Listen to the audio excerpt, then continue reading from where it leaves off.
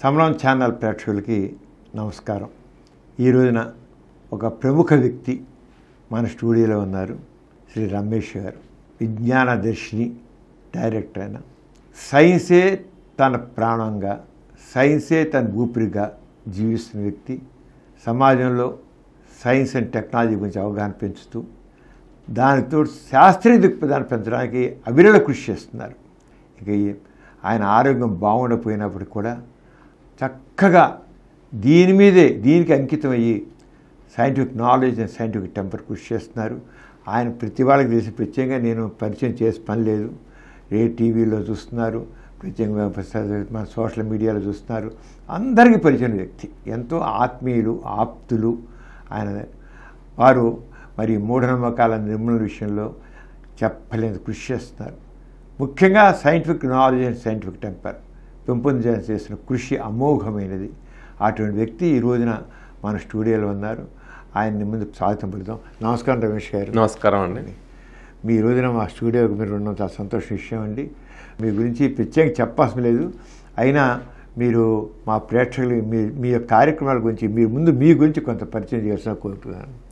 Sir, నిజంగా ఇది నాకు సంతోషకరమైంది మీతో ఈ చర్చలో పాల్గొనడం. ఈరోజు మన మొత్తం గోరా గారి ఫ్యామిలీ చేస్తున్న కార్యక్రమాలు, నాస్తిక సెంటర్ చేస్తున్న కార్యక్రమాలన్నీ చూడడం. సమాజంలో చాలామంది అంటుంటారు నాస్తికులు అంటే ఏ విధంగా ఉంటారని. ఆ జీవితాచరణ చూడాలంటే ప్రతి ఒక్కరు ఇక్కడికి వచ్చి చూస్తే తెలుస్తుంది. సార్, నేను డిగ్రీ పూర్తయిపోగానే పూర్తి కాలం సైన్స్ కార్యకర్తగా బయలుదేరాను సార్. దాదాపు 3.5 దశాబ్దాలకు పైగా నేను ఈ సైంటిఫిక్ టెంపర్ ప్రచారంలో ఉన్నాను. ఆనాటి ఉమ్మడి ఆంధ్రప్రదేశ్లోని జన విజ్ఞాన వేదికకి, ఉమ్మడి ఆంధ్రప్రదేశ్కి ప్రధాన కార్యదర్శిగా చేశాను ఒక 3 ఏళ్ళు. ఆ తర్వాత తెలంగాణ విడిపోయిన తర్వాత తెలంగాణ జన విజ్ఞాన వేదిక రాష్ట్ర ప్రధాన కార్యదర్శిగా చేశాను. ఆల్ ఇండియా పీపుల్ సైన్స్ నెట్వర్క్కి సౌత్ ఇండియా రీజనల్ సెక్రటరీగా చేశాను, నేషనల్ జనరల్ సెక్రటరీ చేశాను, నేషనల్ వైస్ ప్రెసిడెంట్ చేశాను. National council for science and technology communication network ఆర్గనైజేషన్కి కూడా ప్రొఫెసర్ యశ్పాల్ గారు చైర్మన్గా ఉన్నప్పుడు నేను గవర్నింగ్ బాడీ మెంబర్గా, ఎలక్టెడ్ మెంబర్గా పనిచేశాను. సో గత 3.5 దశాబ్దాలుగా తెలంగాణ, ఆంధ్రప్రదేశే కాకుండా, ఆనాటి ఉమ్మడి ఆంధ్రప్రదేశ్ కాకుండా దేశంలోని అనేక రాష్ట్రాల్లో ఈ సైంటిఫిక్ టెంపర్ పెంపొందించాలనే ఉద్దేశంతో రేషనలిస్టిక్ థింకింగ్ అనేది హేతుబద్ధ ఆలోచన విధానం ప్రజల్లో పెంపొందించాలని ప్రయత్నం చేస్తుంది. అంతేకాకుండా మూఢనమ్మకాలకు వ్యతిరేకంగా మనకి అబ్రహం కోవూర్ గారు అందించిన ఆ స్ఫూర్తి ఏదైతే ఉందో, ఈ మిరకిల్స్ వాటి యొక్క బండారాన్ని బయటపెట్టడం, గుట్టురట్టు చేయడం, ఆ తర్వాత దాన్ని ప్రేమానంద్ గారు కొనసాగించడం, విక్రమ్ గారు ఇలాంటి వారు. సో నేను ఆ బాటలోనే నేను మ్యాజిక్ కూడా నేర్చుకున్నాను బివి పట్టాభిరామ్ గారి దగ్గర. సో ఆ మ్యాజిక్, ఈ అంశాలన్నీ చూస్తూ నేర్చుకున్న మ్యాజిక్ను కూడా ఈ మిరకిల్ ఎక్స్పోజర్కి అప్లై చేస్తూ అనేక కొత్త అంశాలను కూడా నేను కనుగొని తిరిగి చేశాను. అట్లాగే ప్రేమానంద్ గారితో కూడా తిరిగి ఆనాటి ఉమ్మడి ఆంధ్రప్రదేశ్లో, తెలంగాణ, ఆంధ్రప్రదేశ్లో కూడా అనేక రాష్ట్రాల్లో తిరిగాను. సో ఇప్పటికీ ఆ విధంగా ప్రతి అంశంలో కూడా ఛాలెంజ్ చేస్తూ, మేము చేయలేని మిరకిల్ ఏదైనా మీరు చేయగలిగితే చెయ్యండి అని ఛాలెంజ్ చేస్తూ, మీరు చేసే ప్రతి మిరకిల్ మేము చేసి చూపెడతామని చెప్తూ తిరుగుతున్నాను సార్. అంటే మహత్యాల మనస్తత్వాన్ని ఇప్పుడు జనరల్గా బాబాయిలు వేసి విభూతి ఇస్తాను, ఓ ఉంగరం ఇస్తాను, ఓ తాయి తీస్తాను, ఆహాహా ఏం మహత్యం అంటారు. సూర్యభగవంతుడు లాంటి సైంటిస్టు సత్యసేవ విభూతిస్తే ఆయన సాష్టాంగ ప్రణామం చేశాడు. ఓ పెద్ద, అరే సంథింగ్ ఫ్రమ్ నథింగ్, శూన్యం నుంచి ఏది రాదని ప్రతి వాడికి తెలుసు. మరి సూర్యభగం పెద్ద సైంటిస్టు, కానీ మనసు సమాజంలో వాళ్ళు ఎదిగిన వాతావరణంలో ఈ మహిమల మనస్తత్వం బట్టి అక్కడ సైన్స్ అప్లై చేయట్లేదు. వాళ్ళు సైంటిస్ట్ కూడా ఉంటారు, సూర్యగ్రహణాలు వస్తున్నాయి, చంద్రగ్రహణాలు వస్తుంటారు. మళ్ళీ ఆ సూర్యగ్రహణం రోజు చెడ్డదేమనుకుంటారు, ఇళ్లలో కూర్చుంటారు, గర్భిణీలు బయట రానివ్వరు, అసలు గ్రహణంతో ఏదో అయిపోతుంటారు. అంటే వాళ్ళు చదువుకి వాళ్ళు మన జీవితం అనుసరించే సంబంధం లేకుండా ఉంటుంది అన్నమాట.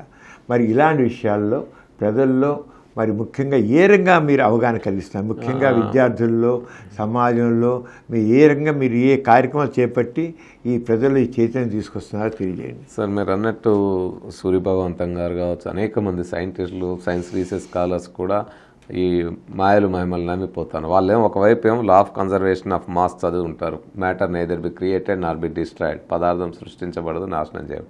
కానీ ఎవరో విభూతి ఇస్తా అంటే బంగారం తీసి సృష్టిస్తానంటే అరే మన ఎట్లా సాధ్యమవుతుంది, ఇది అంతా చీటింగ్ కదా, మోసం కదా అనుకోకుండా అందులో ఏదో మాయలు మహిమలు వెతుక్కునేవారు. సో అలాంటి వాటిని ప్రాక్టికల్ డిమాన్స్ట్రేషన్ ద్వారా ఎక్కడ ఇలాంటివి జరిగినా కూడా వాటి వెనకాల ఏముంది అని అక్కడికి వెళ్ళి వాటి బండారాన్ని బయట పెట్టేశాను. ఇప్పటికీ చేస్తూ ఉన్నాం. ఒకప్పుడు ఎథిక్స్ సెంటర్ కానీ, రేషనలిస్ట్ అసోసియేషన్ కానీ, మీరు విక్రమ్ గారు, మన టిఎస్ రావు గారు, మీరు అందరూ గ్రామాల్లో కూడా తిరిగి చేశారు.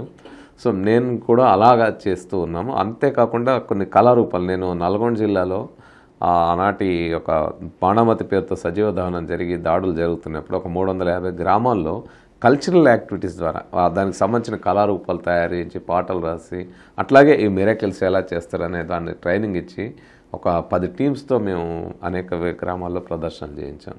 అట్లాగే అనేక చోట్ల మేము ఇట్లా ఈ మిరాకిల్ ఎక్స్పోజర్ ప్రోగ్రామ్స్ ఇప్పటికీ గ్రామాన్ని చేస్తున్నాం. అదేవిధంగా పాలోత్సవాలు, బాలమేళాలు అనే పేరుతో పిల్లల్లోకి సైన్స్ని ఎలా నేర్చుకోవాలనే అంశాన్ని కూడా, అంటే జాయ్ ఆఫ్ లెర్నింగ్ మెథడ్స్లో సైన్స్ని ఎలా నేర్చుకోవచ్చు, సైన్స్ అంటే మనం భయపడిపోవాల్సిన అవసరం లేదని చెప్పడం, సైంటిఫిక్ టెంపర్ అంటే అదొక వే ఆఫ్ లివింగ్, అది ఎలా ఉంటుంది, ఆ జీవన విధానం ఎలా ఉంటుంది అని పరిచయం చేయడం. ప్రతి ఇయర్ ఉమెన్ టీచర్స్ ఫెస్ట్ నడపడం. విజ్ఞాన దర్శిని అనే సంస్థ ఇప్పుడు నేను గత 5 సంవత్సరాల నుంచి దాన్ని నిర్వహిస్తున్నాం. సో అనేక మంది విజ్ఞాన దర్శనిలో మెంబర్స్గా కూడా ఈ పనిచేస్తున్నారు, లీడర్స్గా ఎదుగుతున్నారు. సో మేము అందరం కూడా ఉమెన్ టీచర్స్ ఫెస్ట్ నిర్వహించడం, లేకపోతే పిల్లలకి, యూత్కి ఇప్పుడు అందరికీ రీల్స్, షార్ట్స్ నడుస్తూ ఉన్నాయి. అంటే 1 మినిట్లో మీరు చెప్పాలి. సో ఆ రీల్స్, షార్ట్స్ సంబంధించిన కాంపిటీషన్స్ నిర్వహించడం, స్టూడెంట్స్ నుంచి చాలా మంచి అసలు వండర్ఫుల్ వీడియోస్ పంపారు సార్ పిల్లలు. సో అట్లా వాళ్ళలో ఉండే ఆ రేషనల్ థింకింగ్ని, దాని వెనకాల ఉండే రీజన్, ఆ కార్యకరణ సంబంధాన్ని అర్థం చేసుకునేటట్టు వాళ్ళకి తెలియజేయడం. విత్ మెయిన్ ఏంటంటే నేను సైన్స్ ఎక్స్పెరిమెంట్స్ వాళ్ళకి అందుబాటులో ఉండే వస్తువులతో పిల్లలతో ఎలా చేయించాలి అని చేయించి వాటిని వాళ్ళతోటి ఎక్స్పెరిమెంట్స్ చేయించి, సైన్స్ అనేది మనం ఇట్లా నమ్మొద్దు. సైన్స్ను కూడా ఉప్పు కప్పు రొంబను ఒక పోలిక నుండి చూడ రుచుల జాడ వేరేనో పద్యం ఎట్లా బట్టి పట్టినామో అట్లనే ట్వింకిల్ ట్వింకిల్ లిటిల్ స్టార్ అనో ఇంకో రైమ్ జానీ ఎస్ పప్ప అని బట్టి పట్టినట్టు సైన్స్ సూత్రాలు కూడా అట్లనే బట్టి పరీక్షల్లో రాసి మార్కులు తెచ్చుకుంటే అది ఎట్లా వస్తుంది? సో ఇప్పుడు చాలా స్కూల్లో, చైతన్య నారాయణ స్కూల్లో చూస్తాం అసలు ప్రాక్టికల్స్లో టెస్ట్ ట్యూబ్ కూడా చూడకుండా ప్రాక్టికల్స్లో 30 out of 30, 29 out of 30 వస్తున్న కాలంలో అసలు మనకు అందుబాటులో ఉండే మీ కిచెన్లో, నేను అంతే స్కూళ్ళల్లో చెప్తా, your kitchen is a laboratory, your play ground is a laboratory, even your washroom is a laboratory. So మనం ఎక్కడుంటే అక్కడ ఒక సైన్స్ ప్రయోగం చేయొచ్చు. ఆర్కిమెడిస్ సూత్రం చెప్తాం కదా సార్, లా ఆఫ్ ఫ్లోటింగ్, ఆ యురేకా అన్నది ఆయన కనుగొన్నదే బాత్టబ్లో, దాని నుంచి అక్కడ డిస్కవరీ అయింది. సో ఎక్కడైనా ఇప్పుడు యాపిల్ చెట్టు కింద కూర్చుంటే న్యూటన్ లా ఆఫ్ గ్రావిటీ గురించి చర్చించాడు అని ఇట్లా అనేక రకాల అంశాలు నువ్వు ఎక్కడుంటే అక్కడ మనము సైన్స్ అంటేనే ఏంటి, exploring the universe, exploring the truth about our universe. కాబట్టి ఆ ఎక్స్ప్లోర్ చేయడానికి నీకు ఎక్కడేముంది, ఎక్కడైనా చేయొచ్చు. ఈ ప్రయోగాల నుంచి దూరం చేసి ఈ నేర్చుకున్న సైన్స్ని మన డైలీ లైఫ్కి అప్లై చేయడం అనేది ఎప్పుడైతే మన ఎడ్యుకేషన్లో లోపించిందో అప్పుడు మీరు అన్నట్టు సూర్య భగవంతుని లాంటి వాళ్ళు, లేకపోతే ఇస్రో సైంటిస్టులు పోయి చెంగాలమ్మ గుడిలో ముహూర్తాలు పెట్టించి రాకెట్లు ఎగరేస్తాం అనే దగ్గరికి పోతున్న కాలంలో ఉంటాం. అందుకని అలాంటి పద్ధతుల్లో మేము ఈ కార్యక్రమాలన్నీ వేరియస్ టైప్ ఆఫ్ యాక్టివిటీస్ ఈ సైంటిఫిక్ టెంపర్ పెంపొందించడానికి ప్లాన్ చేస్తున్నాం. చాలా బాగుంది. మీరు ఇలా చేస్తుంటే పబ్లిక్ నుంచి సపోర్ట్ ఎలా ఉంది? ఎక్కడైనా వ్యతిరేకించేవాళ్ళు మీకేమైనా ఉన్నారా? ఏ రకంగా మీరు వాటిని ఒకవేళ వ్యతిరేకత వస్తే మీరు ఏ రకంగా దాన్ని ఎదుర్కొంటున్నారు? సార్ పబ్లిక్ మాత్రం అంటే మనం చెప్పే పద్ధతిలో చెప్పడితే రిసీవ్ చేసుకోవడానికి సిద్ధంగా ఉన్నాం సార్. ఎందుకంటే రాత్రి గ్రామాల్లోకి వెళ్ళి మేము బహిరంగంగా ప్రదర్శనలు పెట్టినప్పుడు 100 మంది ఉంటారు, చాలా హ్యాపీగా రిసీవ్ చేసుకొని వాళ్ళు ఆలోచించడం మొదలు పెడతారు. అంటే అప్పటిదాకా ఉన్న నమ్మకాలు ఒకటి, మనం చెప్పిన వాస్తవాలు ఆ రెండింటి మధ్యలో వాళ్ళలో కూడా ఘర్షణ జరుగుతుంది. కానీ చెప్తా ఉన్నారు కదా, ఇది వాస్తవం కదా, మన కళ్ళ ముందు ప్రాక్టికల్గా చూపెడుతున్నారు కదా అనే రకమైన రిసీవింగ్ ఉంది. మీరు అన్నట్టు దాడి ఎవరికైతే మన ప్రచారంతో నష్టం కలుగుతుందో వాళ్ళ ప్రయోజనాలంటే కేవలం ఆర్థికపరమైనది కాదు, వాళ్ళ భావజాలపరమైన నష్టం కూడా జరుగుతుంది. ఎందుకంటే ప్రజల్లో మూఢత్వం ఉంటేనే వాళ్ళ ఆటలు సాగుతాయి కాబట్టి లేదా వాళ్ళ దోపిడీ సాగుతుంది కాబట్టి దాని నుంచి ఆ ప్రజలు బయటపడడాన్ని వాళ్ళు యాక్సెప్ట్ చేయలేరు కాబట్టి సహజంగానే మన మీద దాడి జరుగుతుంది. మీకు ఇంకా కొత్తగా, ఎందుకంటే మీరు ఇవన్నీ ఎదుర్కొని వచ్చిన వాళ్ళు, మేము ఇంకా మీ ముందు జూనియర్స్ కింద లెక్క కాబట్టి సో అవన్నీ మనకి వస్తూనే ఉంటాయి. అనేక పద్ధతుల్లో ఈ థ్రెట్ అనేది వస్తూ ఉంటుంది. కాకపోతే ఏంటంటే అక్కడ మనం ప్రజలకు ఎవరికైతే మేలు చేస్తున్నామో, మంచి చెప్తున్నామో ఆ ప్రజలు కూడా అక్కడ మనకు సపోర్టివ్గా ఉండడం ఒకటి. రెండవది మనము ఇంకా ఇతర సపోర్టు, పోలీసు ఇతర వాళ్ళ సపోర్ట్ తీసుకోవడం, చట్టం ఇవన్నీ కూడా చూసుకోవడం, మన జాగ్రత్తలు మనం ఉండడం, ఇవన్నీ కూడా అనేక అంశాల్లో మనము అంటే మన సేఫ్టీ మనం చూసుకునేవలసిన పరిస్థితులు కూడా ఉన్నాయి. అంటే గతం కంటే కూడా ఇప్పుడు ఇంకెక్కువ ఉంది సార్ ఈ దాడి, మీరు అన్నది వాస్తవమే. ఎందుకంటే ఒకప్పుడు రంగనాయకమ్మ రామాయణ విషవృక్షం రాసినప్పుడు కానీ, ఆరుద్ర రాముడికి సీత ఏమవుతుందని రాసినప్పుడు కానీ, తాపి ధర్మారావు గారు ఇనుప కచ్చడాలు, పెళ్ళి, దాని పుట్టుపూర్వతరాలు ఇలాంటివి రాసినప్పుడు కానీ, మన త్రిపునేని రామస్వామి చౌదరి గారు శంభుకవద సూతపురాణం రాసినప్పుడు కానీ, ఇంకా అనేక వెనిగల్ల సుబ్బారావు గారు అసలు వెంకటేశ్వర సుప్రభాతం బండారం అని చెప్పినప్పుడు కానీ, అవన్నీ కత్తి పద్మారావు గారు ఉపన్యాసాలు కానీ, మీరు కానీ ఆ కాలంలో చేసినవన్నీ, లవణం గారు, హేమలత గారు, మీరు అందరూ చేసినవి, ఈవెన్ గోరా గారు, గాంధీ గారి టైంలో గాంధీ గారేమో ఒకవైపు ఆస్తికత్వం గురించి మాట్లాడుతుంటే ఆయనతో కలిసి పనిచేసి ఇద్దరు ఒకే ఆశ్రమాల్లో ఉండి ఈయన నాస్తికవాదిగా ఉన్నప్పుడు వాళ్ళిద్దరి మధ్య ఒక సమన్వయము, సహకారం. ఓకే, నువ్వు ఈ అంశంలో నీకు భిన్నాభిప్రాయం ఉంది, నాకు ఈ అంశంలో భిన్నాభిప్రాయం ఉంది, కానీ మనం కలిసి పనిచేసే అంశాలు చాలా ఉన్నాయి కదా అనే ఒక ఏకత్వంతో ఇద్దరు ఒక రెండు భిన్నమైన, అంటే అసలు రెండు ఆపోజిట్ భావజాలాలు ఉన్న వాళ్ళు కూడా కలిసి స్వతంత్రోద్యమం కోసం కావచ్చు, ప్రజల్లో అనేక రకాల అంశాల్లో మార్పులు తీసుకురావడంలో కావచ్చు, మనం ఎక్కడెక్కడ కలిసి పనిచేయగలమో అక్కడెక్కడ కలిసి పనిచేయగలం అనే దానికి ఉదాహరణగా వాళ్ళు నిలబడ్డారు. కానీ ఆ రకమైన ఆలోచన, ఒక భిన్నాభిప్రాయాన్ని గౌరవించాలి లేదా ఒక భిన్నాభిప్రాయం ఉంటుందనే ఆలోచన లేకుండా దాన్ని భౌతికంగా ఎట్లా మనం అణిచివేయాలి అని దాడి చేయడానికి ప్రయత్నాలు జరుగుతాం. అవే మనం నరేంద్ర దబోల్కర్ గారి విషయంలో చూసాం, గోవింద్ పాన్సారి, మన ప్రొఫెసర్ ఎంఎం కల్బుర్గి గారు, గౌర్ లంకేష్ గారు, ఇవన్నీ చూస్తున్నాం. సో ఇవన్నీ చూసుకుంటూనే ముందుకు వస్తున్నాం కాబట్టి మీలాంటి వారి అనుభవాలు, ఇతరుల అనుభవాలు కూడా చూసుకొని మేము ఏ విధంగా ప్రవర్తించాలి, ఏ విధంగా వెళ్ళాలి అనేది కూడా మాకు అదొక స్ఫూర్తిగానే ఉంటుంది. సో మొత్తానికైతే అవన్నీ ఎదుర్కోవడం తప్పడం లేదు సార్. మీరు చెప్పినది పూర్వకాలం భిన్నాభిప్రాయం ఉన్నప్పుడు కూడా దాని సరే మీ అభిప్రాయం అది మరి ఉండేవాళ్ళు. ఇప్పుడు అలా కాదు, చాలా ఒక రకం ఉన్మాదంతో ఉంటున్నారు. గోరా గారు మొట్టమొదటి వచ్చిన నాస్తికత్వం చేస్తుంటే సత్యానపురంలో గోరా గారిని పిలిచి, అక్కడంతా సనాతనులు ఉంటారు, సత్యానపురం పిలిచి గోరాకి 2 రోజులు నాస్తికత్వం మీద స్టడీ క్యాంప్ పెట్టించారు. ఆ సనాతనులు ఉండే చోట నాస్తికత్వం పెట్టి విన్నారు. మేము తెలుసుకోవాలనుకుంటున్నాం నాస్తికత్వం గురించి. అది ఆ రంగం ఉండేవాడు. ఇప్పుడు మనం వాళ్ళు మాట్లాడడానికి వీలు లేదు, వాళ్ళు మాట్లాడలేదు. వాళ్ళు పిలిచి అలాగే గోరా గారు కూడా మీటింగ్ పెడితే అలాగే మా సన్యాసం డ్రెస్ వేసుకొచ్చి కూర్చుని వినేవాళ్ళు ఉండేవాళ్ళు. చాలా అంత ఆస్తికులు.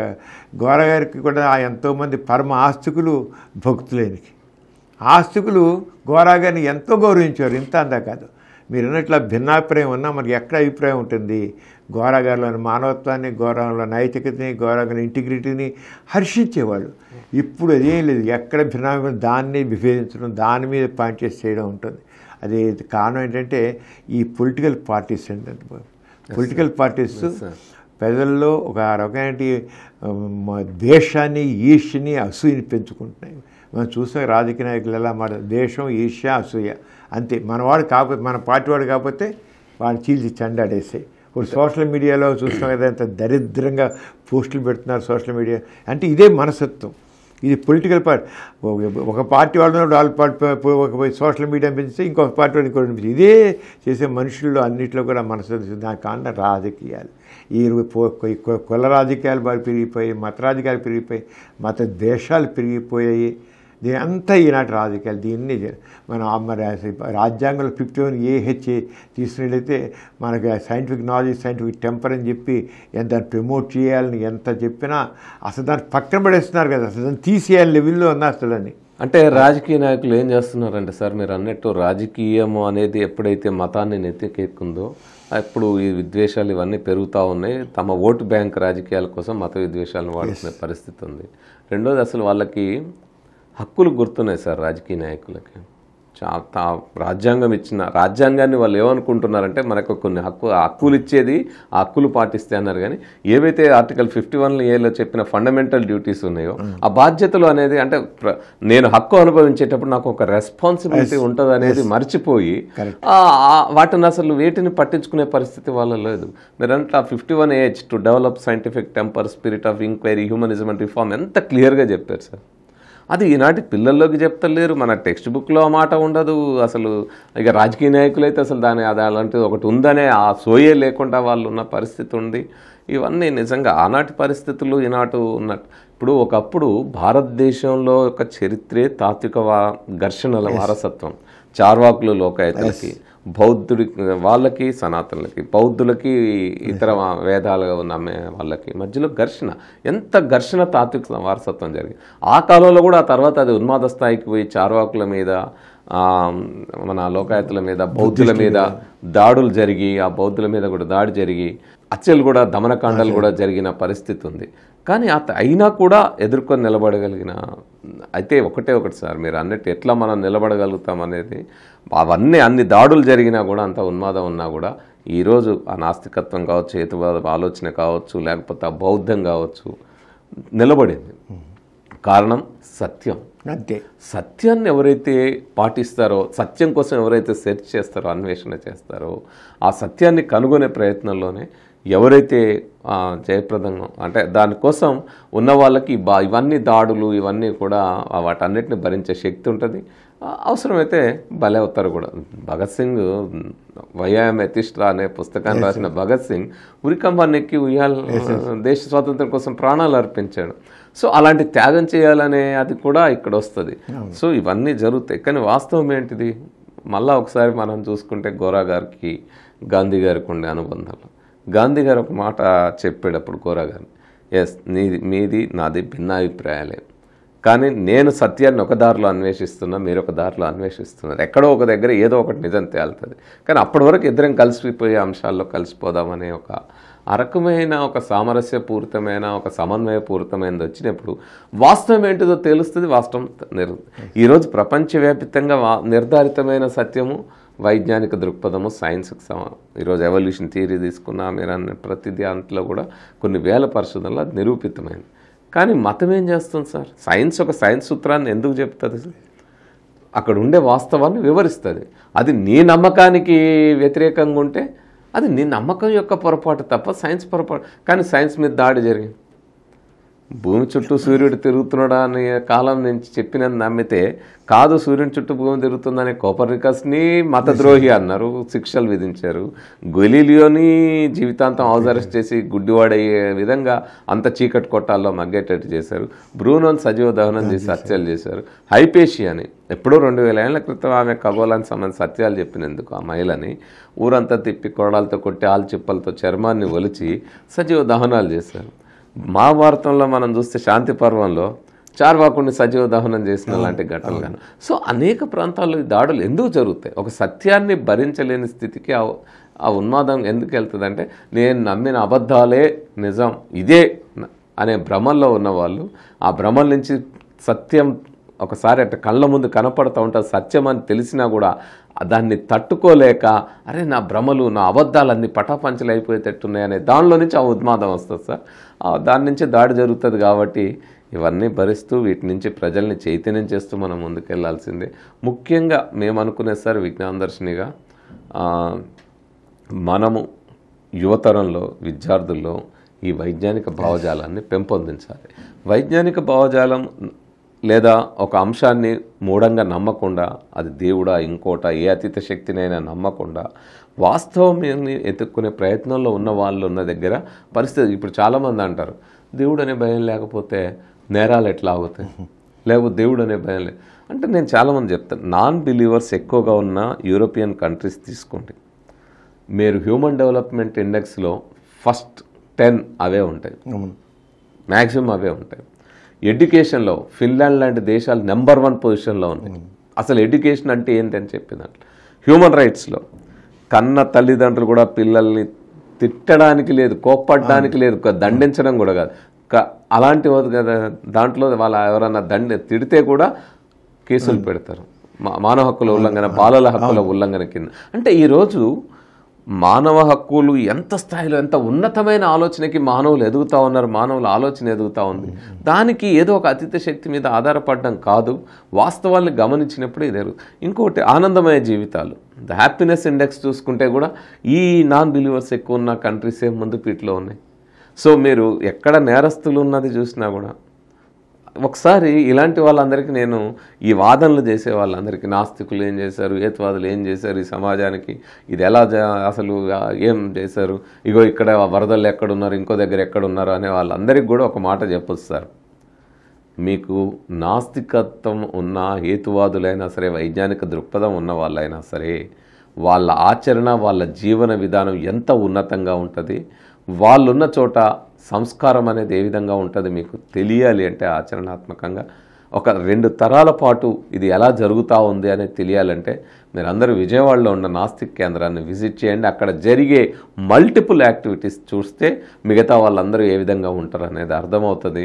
సో ప్రపంచవ్యాప్తంగా మా జీవన విధానం ఏ విధంగా ఉంటుంది అనేది అర్థమవుతుంది. అది తెలియాలంటే మాత్రం ఖచ్చితంగా మీరు విజయవాడలో ఉన్న నాస్తిక కేంద్రాన్ని ప్రతి ఒక్కరు విజిట్ చేయండి. అప్పుడు వైజ్ఞానిక జీవన విధానం ఏ విధంగా ఉంటుంది అనేది ప్రతి ఒక్కరికి అర్థమవుతుంది. స్టూవర్ట్పురం అక్కడ దొంగతనంతో ఉండి ఆ ఊరినే వీళ్ళు దొంగలని ముద్రేసిన కాలంలో వాళ్ళలో ఎలాంటి మార్పు వచ్చింది. జోగిని పేరుతో దేవుడికి పెళ్లి చేసి ఊరంతా వ్యభిచారం నిర్వహించే వస్తూ వాళ్ళని అత్యంత దారుణమైన పరిస్థితుల్లోకి నెట్టినప్పుడు ఆ జోగిని వ్యవస్థకు వ్యతిరేకంగా ఎట్లా చైతన్యం చేసి ముందుకు తీసుకొస్తారు. ఒక వ్యాపారం కింద తయారు చేసి, ఒక డబ్బుల యంత్రాలుగా అమ్మాయిల్ని తయారు చేసి వ్యభిచారులుగా తయారు చేసినప్పుడు వాళ్ళని సంస్కరించి ఏ విధంగా మనం మానవ జీవనంలోకి తీసుకురాగలం. ఇలాంటి అనేక రకాల అంశాలు. ప్రజలందరూ భయపడే హెచ్ఐవితో బాధపడుతున్న తల్లిదండ్రులు లేని ఒక తల్లి ఉండి, తండ్రి ఉండి, పేదరికంలో ఉండే పిల్లల్ని ఎవరు హక్కున చేర్చుకొని వాళ్ళకి సంబంధించిన ఆ కేంద్రాలు ఏర్పాటు చేసి వాళ్ళ జీవితాన్ని మెరుగుపరిచే విధంగా ఆ బాధ నుంచి కనీస మానసికమైన ఉపశమనం, అట్లాగే శారీరకంగా మందులు ఇచ్చి చేయగలుగుతారు. సో ఏదైనా ఒక వైజ్ఞానిక జీవన విధానం ఎలా ఉంటుందో తెలుసుకోవాలంటే ఖచ్చితంగా గోరా గారి జీవిత చరిత్ర చదవండి, డాక్టర్ పిఎం భార్గవ గారి జీవిత చరిత్ర చదవండి, అబ్రహం కోవూర్ గారి గురించి తెలుసుకోండి, అదేవిధంగా మన జేమ్స్ రాండీ గురించి తెలుసుకోండి. అనేక మంది ప్రపంచవ్యాప్తంగా దేశం అసలు అంతెందుకు ఒక ఉన్నతమైన ఆశయం కోసం ప్రాణాలు అర్పించిన భగత్ సింగ్ జీవిత చరిత్ర చదవండి. ఏ సచిన్ తర్వాత స్వర్గం నరకం ఉంటాయి, అందుకోసం నేను పోతున్నా అని చెప్పలేదే. జన్నాత్ ఉంటుందనో ఇంకో ప్రభురాజ్యం ఉంటుందో అందుకోసమే నేను ప్రాణాలు అర్పిస్తున్నా అని చెప్పలేదు. అవి ఉండవు అని నాకు తెలిసి కూడా నేను ఎందులోకి దిగాను. ఇక అంతకంటే ఉన్నతమైన జీవన విధానం ఏముంటుంది? కాబట్టి ఈ దాడులు ఇవన్నీ కాదు, వైజ్ఞానికంగా మన ప్రజలు, మన రాబోయే తరాన్ని ఎలా ఉన్నతమైన మానవులుగా తీర్చిదిద్దాలి, మానవ సమూహమైనా ఉన్నతమైన ఆదర్శాలతో, ఉన్నతమైన విలువలతో ఒక ఉన్నతమైన మానవులుగా ఎదగాలి, మానవ వికాసం జరగాలి అంటే అది వైజ్ఞానిక జీవన విధానం ద్వారా మాత్రమే సాధ్యమవుతుంది. చాలా చక్కని విషయాలు చెప్పారండి. మంచి థాట్ ప్రొవోకింగ్, ఇన్స్పైరింగ్ విషయాలు చాలా బాగా చెప్పారు. చాలా సంతోషం. చివరిగా మీరు మా ప్రేక్షకులకి అలాగే సమాజంలో వాళ్ళకి ఎటువంటి సందేశం వదులుతున్నారో చెప్పండి క్లుప్తంగా. మీరు ఏ సందేశం వదులుతున్నారు సమాజానికి, ఏమి వదులుతున్నారు సందేశం? సార్, ప్రతి ఒక్కరూ అందరికీ నా విజ్ఞప్తి ఏంటంటే, సందేశం అనను కానీ ఇట్స్ మై రిక్వెస్ట్, మీ పిల్లల్ని ప్రశ్నించే తత్వంతో పెంపొందించండి. దేన్ని మూఢంగా నమ్మేటట్టు తయారు చేయకండి. ప్రతి దాన్ని ప్రశ్నించి అందులో ఉండే సత్యాన్ని తెలుసుకునేటట్టు తయారు చేయాలి. జీవితం అంటే పరీక్షలు, మార్కులు, ర్యాంకులు కాదు. వాటి వెనకాల పిల్లల్ని తిప్పకండి. ఒక వైజ్ఞానిక మానవులుగా ఎదిగేటట్టు తయారు చేయండి. రాబోయే యుగం వైజ్ఞానిక యుగం. ఇప్పటికే వైజ్ఞానికంగా ఎన్నో విజయాలు సాధించాం. అంగారక గ్రహం మీదకి మనిషిని పంపి అక్కడ కాలనీస్ ఏర్పాటు చేయాలనే ప్రయత్నంలో ఉన్నాం. సో సైన్స్ ఈరోజు గత ఏ తరాలకు లేనంతగా మన జీవితంలోనే కాదు, మన శరీరంలో కూడా మిళితమై భాగమైపోయింది. కాబట్టి దీని గురించి మన పిల్లలు అర్థం చేసుకోవాలంటే కేవలం మార్కుల, ర్యాంకుల వేటలో పడితే అది అర్థం కాదు. అది అర్థం కావాలంటే ప్రశ్నించే తత్వం ఉండాలి. మెథడ్ ఆఫ్ సైన్స్ అంటే ఏంది, వైజ్ఞానిక దృక్పథం అంటే ఏంది, సైంటిఫిక్ టెంపర్ అంటే ఏంది, స్పిరిట్ ఆఫ్ ఇంక్వైరీ, పరిశీలన తత్వం అంటే ఏంటిది, ఇలాంటివన్నీ తెలియాలి. ఎందుకని ఐన్స్టీన్ ఒక మానవాతీత శక్తిని నమ్మలేకపోయాడు? ఎందుకని చక్రాల కుర్చీకే పరిమితమైన స్టీఫెన్ హాకింగ్ 21 ఏళ్ల వయసులో నువ్వు 3 ఏళ్లకు మించి బతకే పరిస్థితి లేదు, అలాంటి జబ్బు వచ్చిందని చెప్పినా కూడా ఖగోళానికి సంబంధించిన, అంతరిక్షానికి సంబంధించిన అనేక అంశాలని రీసెర్చ్ చేస్తూ రోజుకో బాడీ ప్యారలైజ్ అయిపోతున్న, మొత్తం బాడీ ప్యారలైజ్ అయిపోయి కదలలేని పరిస్థితుల్లో కూడా యూనివర్స్లోకి తన మెదడును సారించి 73 ఏళ్లకు పైగా బ్రతికి అంతటి చేయగలిగిన ఆ వైజ్ఞానిక జీవన విధానం ఏ విధంగా ఉంటుంది అనేది మీ పిల్లలకు నేర్పండి. తద్వారా మనం ఒక వైజ్ఞానిక సమాజాన్ని, వైజ్ఞానిక భారతాన్ని నిర్మించగలుగుతాం. భారతదేశం విశ్వగురువు కావాలని అంటున్నారే, విశ్వగురువు ఎవరు ఉండరు, కానీ భారతదేశం ప్రపంచంలో మిగతా దేశాల కంటే ఉన్నతంగా ఉండాలన్నా, మిగతా దేశాల సరసన ఉండాలన్నా విద్యా వైద్య రంగాల్లో మనం వైజ్ఞానిక దృక్పథాన్ని పెంపొందించే ప్రయత్నం చేయాలి. కాబట్టి భావితరాన్ని మీరందరూ కూడా ఆ ప్రశ్నించే వాళ్ళగా తయారు చేయండి. వైజ్ఞానిక ఆలోచనను పెంపొందించే ప్రయత్నం చేయాలని కోరుతాం. ధన్యవాదాలు. చాలా చక్కని మెసేజ్ ఇచ్చారండి. చాలా మీద హైలీ ఇన్స్పైరింగ్. ప్రశ్నించే తత్వం అనేది చాలా ఇంపార్టెంట్. ఎందుకు, ఏమిటి, ఎలా అని ఎప్పుడైతే ప్రశ్నించడం మొదలెట్టామో అసలు ఈ మూఢంపకాలు పోతాయి, మహాత్యాలు అవుతాయి, సమాజం చక్కబుద్ధి.